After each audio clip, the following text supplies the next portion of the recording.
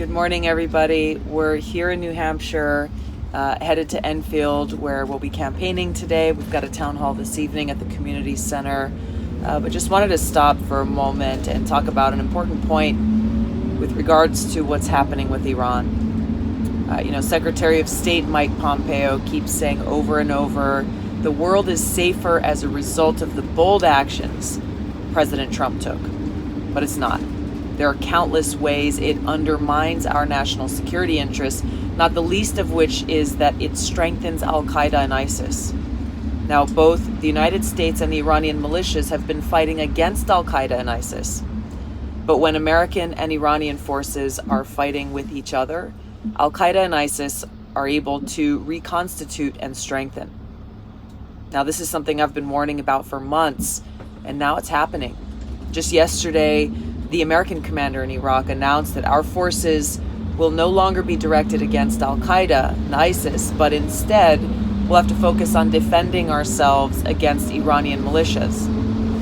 He said, and I quote, "We are now fully committed to protecting the Iraqi bases that host coalition troops. This has limited our capacity to conduct training with partners and to support their operations against Daesh or ISIS. And we have therefore paused these activities subject to continuous review." End of quote. Now, as the only presidential candidate who served in uniform in Iraq and who has served in Congress for 7 years on the Foreign Affairs, the Armed Services and Homeland Security Committees, I fully understand the situation and will bring that expertise and understanding to my responsibilities as Commander-in-Chief.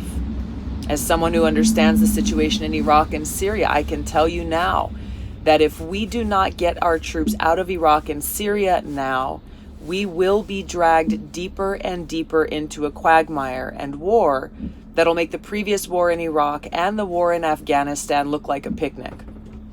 A war with Iran will lead to a region engulfed in bloodletting, countless lives lost, trillions of taxpayer dollars wasted, the refugee crisis in Europe worsened, terrorist groups like Al-Qaeda and ISIS strengthened, and long-term environmental devastation.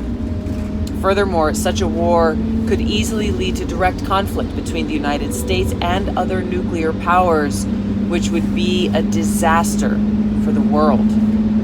Therefore, no matter what our political party, our race, ethnicity, or religion, we must stand side by side and demand with one voice, stop this war with Iran before it goes any further.